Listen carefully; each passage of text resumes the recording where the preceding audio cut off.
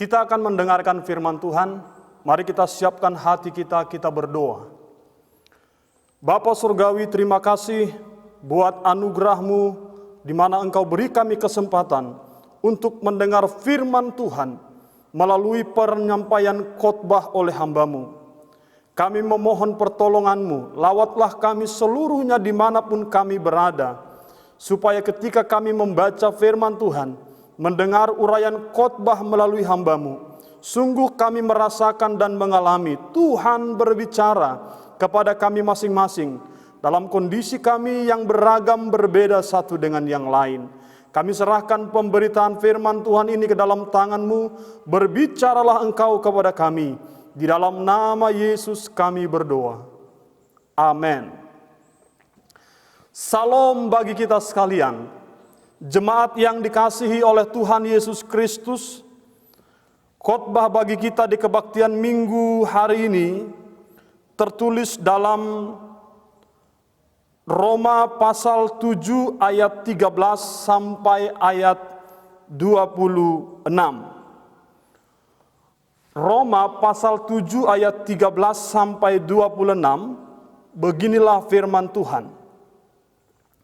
Jika demikian, adakah yang baik itu menjadi kematian bagiku? Sekali-kali tidak. Tetapi supaya nyata bahwa ia adalah dosa, maka dosa mempergunakan yang baik untuk mendatangkan kematian bagiku, supaya oleh perintah itu dosa lebih nyata lagi keadaannya sebagai dosa. Sebab kita tahu bahwa hukum Taurat adalah rohani, tapi aku bersifat daging terjual di bawah kuasa dosa. Sebab apa yang aku perbuat aku tidak tahu, karena bukan apa yang aku kehendaki yang aku perbuat, tetapi apa yang aku benci, itulah yang aku perbuat. Jadi jika aku perbuat apa yang tidak aku kehendaki, aku menyetujui bahwa hukum Taurat itu baik. Kalau demikian bukan aku lagi yang memperbuatnya, tetapi dosa yang ada di dalam aku. Sebab aku tahu bahwa di dalam aku, yaitu di dalam aku sebagai manusia, tidak ada sesuatu yang baik. Sebab kehendak memang ada di dalam aku, tapi bukan hal berbuat apa yang baik. Sebab bukan apa yang aku kehendaki, yaitu yang baik yang aku perbuat, melainkan apa yang tidak aku kehendaki, yaitu yang jahat yang aku perbuat. Jadi jika aku berbuat apa yang tidak aku kehendaki, maka bukan lagi aku yang memperbuatnya, tetapi dosa yang diam di dalam aku. Demikianlah aku didapati hukum ini, jika aku menghendaki berbuat apa yang baik, yang jahat itu ada padaku. Sebab di dalam batinku aku suka akan hukum Allah, tapi di dalam anggota-anggota tubuhku aku melihat hukum lain yang berjuang melawan hukum akal budiku, dan membuat aku menjadi tawanan hukum dosa yang ada dalam anggota-anggota tubuhku. Aku manusia celaka, siapakah yang akan melepaskan aku dari tubuh maut ini? Syukur kepada Allah, oleh Yesus Kristus Tuhan kita. Jadi dengan akal budiku aku melayani hukum Allah, tetapi dengan tubuh insaniku aku melayani hukum dosa. Bapak Ibu jemaat yang dikasihi oleh Tuhan Yesus Kristus, tema khotbah kita hari ini adalah peperangan melawan dosa.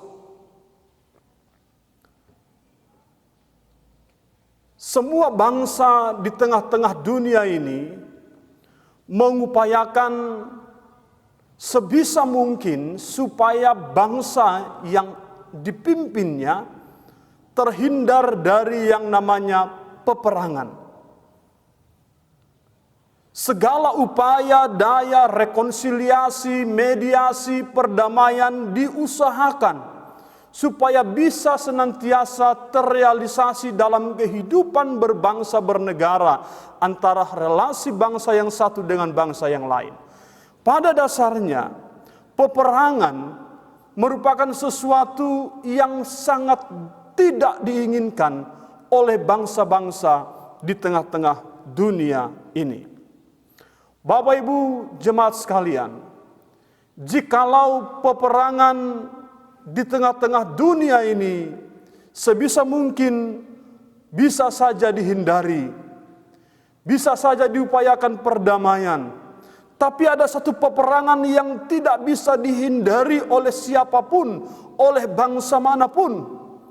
Peperangan itu adalah peperangan dengan dosa.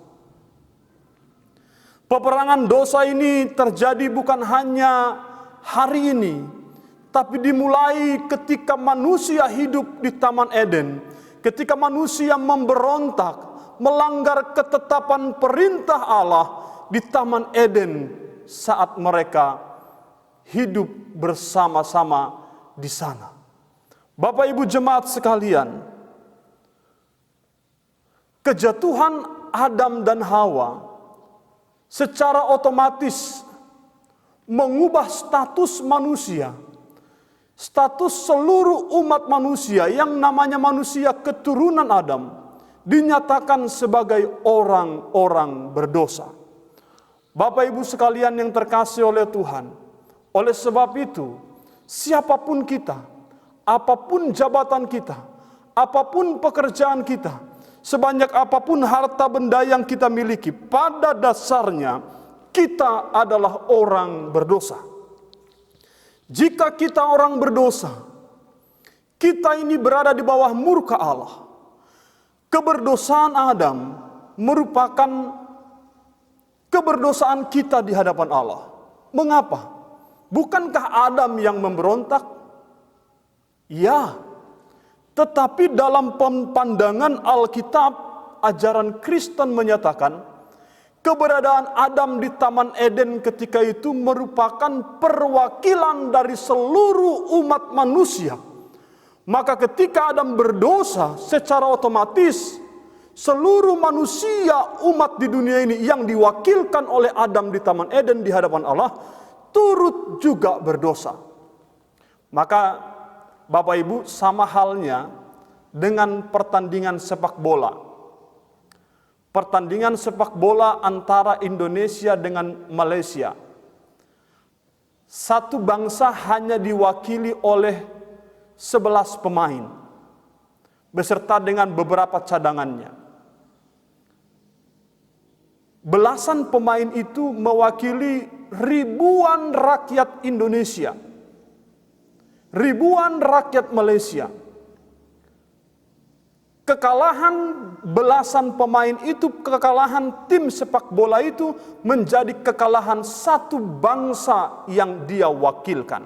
Maka demikian halnya dengan keberdosaan kita, keberdosaan Adam menjadi tabiat dalam diri kita untuk menjadi orang berdosa di hadapan Allah. Bapak Ibu jemaat yang terkasih dalam Tuhan, jika peperangan melawan dosa tidak bisa dihindari, lalu apa yang harus kita lakukan? Bagaimanakah kita menyikapi peperangan yang satu ini? Bagaimana kita memahami, menghadapi peperangan yang tidak terhindarkan ini? Bapak Ibu jemaat sekalian yang dikasihi oleh Tuhan Yesus Kristus, yang pertama,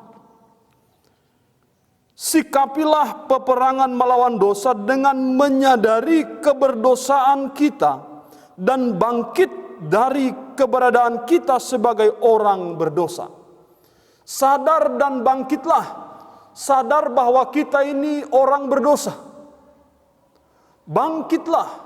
Bapak Ibu yang dikasihi oleh Tuhan, dalam diri kita ada dua keinginan yang tidak bisa menyatu, yang senantiasa bertentangan, bertolak belakang. Dua keinginan ini merupakan dua keinginan yang selalu berperang dalam diri kita. Keinginan rohani dan keinginan dosa. Bapak Ibu jemaat yang dikasihi oleh Tuhan, penting sekali kita menyadari bahwa kita ini adalah orang berdosa. Penting kita menyadari bahwa natur kita ini, pada dasarnya kita ini adalah orang yang berdosa di hadapan Allah. Keberdosaan itu membuat kita tidak berkenan di hadapannya. Maka Bapak Ibu, sadarilah dan bangkitlah. Jangan sepele dengan dosa. Kenapa jangan sepele? Karena tidak ada satu manusia pun yang kebal dengan dosa. Tidak ada satu manusia pun yang mampu menyelesaikan persoalan dosa. Karena itu Paulus dalam surat kepada jemaat di Roma berkata, adakah yang baik menjadi kematian bagiku? Sekali tidak, supaya nyata bahwa ia adalah dosa. Maka dosa yang mempergunakan yang baik untuk mendatangkan kematian bagiku. Paulus betul-betul menyadari bahwasanya dia ini orang berdosa. Bahwa hukum Taurat itu rohani. Mustahil dia mampu memenuhi tuntutan hukum Taurat itu. Hukum Taurat itu merupakan hukum yang dipegang teguh oleh orang-orang Yahudi. Tapi Paulus mengingatkan melalui keberdosaan manusia di hadapan Allah, mustahil manusia itu sempurna dan mampu memenuhi tuntutan hukum Taurat dengan baik di hadapan Allah. Sebab keberdosaan itu menjadi celah dan menjadi cikal bakal kegagalan manusia dalam melakukan memenuhi tuntutan hukum Taurat. Oleh sebab itu, Bapak Ibu jemaat yang dikasihi oleh Tuhan Yesus Kristus, pada dasarnya dosa ada dalam manusia dan akan senantiasa bertentangan dengan hal rohani yang dikerjakan oleh Allah. Pada dasarnya. Maka jangan berdiam lama dengan dosa. Seketika mungkin, secepat mungkin bergumullah, selesaikan dosa. Jangan pernah nyaman dan tenang ketika kita berdosa. Bapak Ibu saudara-saudara sekalian dikasihi oleh Tuhan. Pada dasarnya hukum Taurat itu adalah rohani. Paulus hendak menegaskan kepada orang-orang Yahudi yang ada di Roma ketika itu. Hukum Taurat itu betul rohani. Hukum Taurat itu betul bersumber dari Allah, mengerjakan kebaikan. Tapi apa dayaku, aku ini orang berdosa. Apa kekuatanku sebab aku ini punya celah dan noda. Sebab dalam melakukan hukum Taurat, kegagalan satu hukum, jika kita gagal melakukan satu hukum, maka itu menggugurkan semua hal yang sudah kita lakukan perihal hukum Taurat. Tuntutan hukum Taurat harus dilakukan dengan sempurna. Maka mustahil ada manusia sekalipun membanggakan hukum Taurat, sekalipun berpegang pada hukum Taurat, mustahil ada manusia sekalipun memahami isi hukum Taurat, mustahil ada manusia yang sanggup memenuhi tuntutan hukum Taurat dengan sempurna. Oleh sebab itu, Paulus mengajak pembacanya dalam kitab Roma ini menyadari keberdosaan sebagai manusia keturunan Adam. Keberdosaan sebagai manusia di hadapan Allah. Natur manusia itu daging. Maka nanti akan kita baca pada nats selanjutnya, Paulus berkata, yang kupikirkan yang baik tapi yang jahat kulakukan. Menunjukkan ketidakberdayaan manusia berdosa memenuhi tuntutan hukum Taurat. Poin yang kedua Bapak Ibu. Bagaimana sikap kita dalam menyikapi peperangan dengan dosa? Yang kedua, menyadari ketidakberdayaan kita dalam menyelesaikan dosa. Bapak Ibu ayat 15 katakan begini. Sebab apa yang aku perbuat aku tidak tahu. Karena bukan apa yang kukehendaki yang aku perbuat. Tapi apa yang aku benci itulah yang aku perbuat. Paulus kelihatannya kehilangan kekuatan atas dirinya. Dia kehilangan kehendak atas dirinya. Sebab bukan apa yang aku kehendaki yang aku perbuat. Jika aku perbuat apa yang tidak aku kehendaki, aku menyetujui bahwa hukum Taurat itu baik. Bapak Ibu Saudara yang dikasihi oleh Tuhan Yesus Kristus. Hal ini terjadi karena kehendak dan perbuatan Paulus sebagai manusia berdosa tidak searah.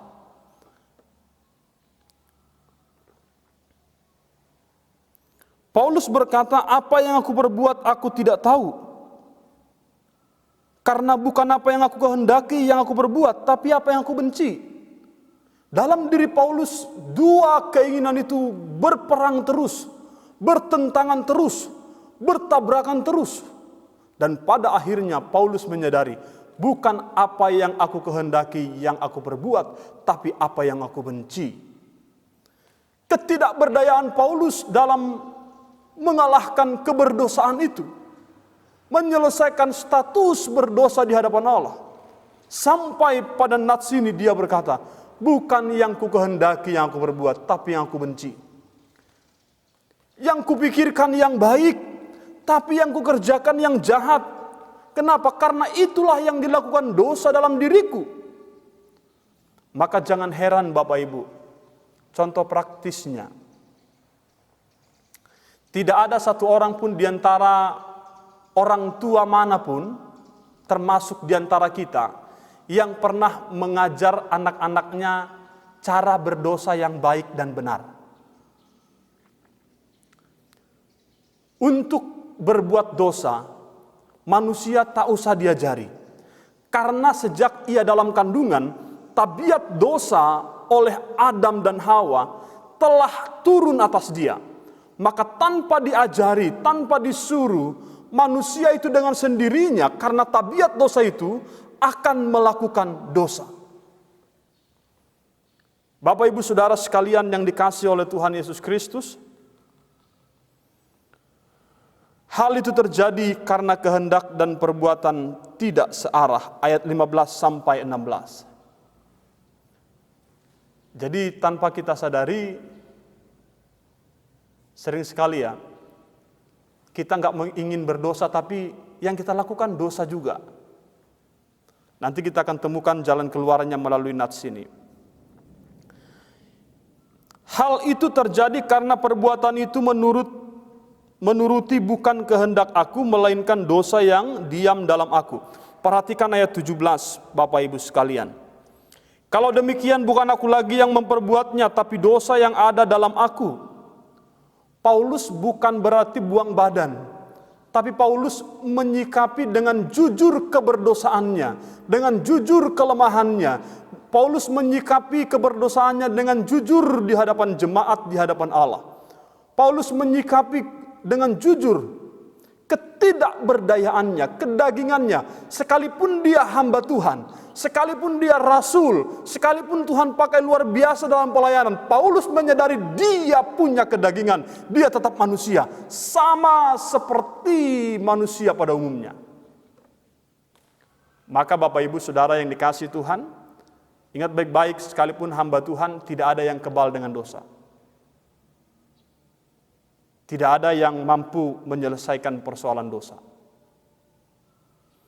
Maka peperangan melawan dosa, mari kita menyadari ketidakberdayaan kita dalam menyelesaikan dosa.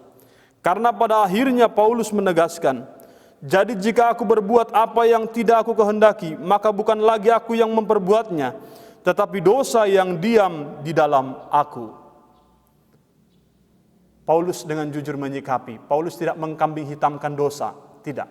Tapi ini kejujuran Paulus menyikapi keberdosaannya, menyikapi kelemahannya, menyikapi keberadaannya, menyikapi natur keberdosaannya sebagai manusia keturunan Adam dan Hawa. Maka sekalipun hamba Tuhan, sekalipun kita sudah melayani, kita tetap manusia dengan natur tabiat keberdosaan yang diturunkan dari Adam dan Hawa. Poin yang ketiga yang terakhir Bapak Ibu sekalian. Peperangan melawan dosa hendaklah kita menyadari sebagai manusia celaka yang tidak berdaya terhadap dosa. Dan mempercayai Yesus Kristus satu-satunya yang sanggup memerdekakan kita dari perbudakan dosa. Bapak Ibu ayat 24 katakan, aku manusia celaka. Kenapa? Karena aku berdosa. Siapa yang bisa melepaskan aku dari tubuh yang berdosa ini? tubuh maut ini siapa yang bisa? Tidak ada yang bisa. Maka ayat 25 katakan, syukur kepada Allah oleh Yesus Kristus Tuhan kita. Kenapa syukur kepada Allah oleh Yesus? Karena melalui Yesuslah kita beroleh kemerdekaan. Melalui Yesuslah kita beroleh kelepasan. Melalui Yesuslah yang mengorbankan dirinya di atas kayu salib, kita beroleh penebusan. Kematian Yesus menjadi kehidupan baru bagi kita. Penderitaan Yesus menjadi pemulihan kesembuhan bagi kita. Luka-luka itu, bilur-bilur itu mendatangkan kesembuhan bagi kita. Aniaya yang dialami Yesus itu mendatangkan kebebasan bagi kehidupan kita. Bapak Ibu ingat baik-baik, harusnya kitalah yang disalibkan, kitalah yang dihukum, kitalah yang dihina, dinista dan dianiaya. Tapi Yesus lakukan itu untuk menggantikan kita di atas kayu salib. Maka Bapak Ibu Saudara yang terkasih dalam Tuhan, mari kita berperang melawan dosa dengan hidup bagi Allah. Berperang melawan dosa dengan mempercayai Kristus yang mengorbankan dirinya di atas kayu salib untuk memerdekakan kita. Jadi dengan akal budi aku melayani hukum Allah, tapi dengan tubuh insani aku melayani hukum dosa. Bapak Ibu jemaat yang terkasih dalam Tuhan Yesus Kristus, mari kita siapkan hati kita lebih baik lagi dalam memasuki masa-masa penderitaan Yesus Kristus. Tidak akan terasa kita akan memasuki masa-masa penderitaan, perjalanan salib. Kita akan sampai pada hari kematian Yesus. Kita akan mengingat kembali kemenangan Yesus atas maut ketika ia bangkit. Di hari ketiga ia mati. Artinya apa Bapak Ibu? Ingat baik-baik, menghadapi dosa, sebesar apapun kekuatan kita, kita tidak akan bisa menang. Menghadapi dosa, sebaik apapun strategi kita, kita tidak akan mampu untuk menang. Menghadapi dosa, sekuat apapun kesalehan kita, sebesar apapun kebaikan-kebaikan kita, kita tidak akan mampu menang. Maka jika dengan sebesar apapun kekuatan kita, sebesar apapun kesalehan kita, sebesar apapun kebaikan kita, kita tidak mungkin menang. Tapi kita akan menang ketika iman percaya kita tertuju kepada Kristus. Bukan sebesar apa kekuatanmu, tapi sebesar apa iman percayamu. Yesus berkata, jika engkau memiliki iman sebesar biji sesawi, dalam hal ini milikilah iman yang berkenan kepada Allah. Iman yang terus-menerus bertumbuh dari hari ke hari, bertumbuh semakin tinggi, bertumbuh semakin lebat, berbuah semakin berkenan kepada Allah. Kiranya Tuhan menolong kita. Kita tidak mampu mengalahkan dosa, tapi kematian Kristus menjadi kemenangan kita atas dosa. Kematian Kristus menjadi kemenangan kita atas dosa. Jikalau bangsa Yahudi, orang-orang Yahudi membanggakan kemenangan karena melakukan hukum Taurat, kita sebagai orang percaya, kebanggaan kita bukan karena melakukan hukum Taurat lagi, tapi kebanggaan kita karena kemenangan Kristus melalui kematian dan kebangkitannya dari kematian itu. Inilah kebanggaan kita, di mana Kristus menang atas maut, Kristus menang atas dosa. Kiranya Tuhan memberkati, memperlengkapi dan menolong kita. Amin. Marilah kita berdoa. Bapa Surgawi, terima kasih buat firman-Mu. Kami mohon supaya Tuhan memberkati, menyempurnakan apa yang hamba-Mu sampaikan. Tolong supaya jemaat-Mu dapat memahami dan mengerti tentang keberadaan mereka sebagai orang berdosa. Tolong kami semua supaya kami menyadari Tuhan, ketidakberdayaan kami mengalahkan dosa. Oleh sebab itu kami butuh Kristus yang memerdekakan kami. Kematian kebangkitan Kristus menjadi kemenangan kami atas dosa. Oleh sebab itu kuatkan, teguhkan iman percaya kami semua untuk tetap percaya kepada Yesus. Terima kasih Bapa, dalam nama Tuhan Yesus kami berdoa. Amin.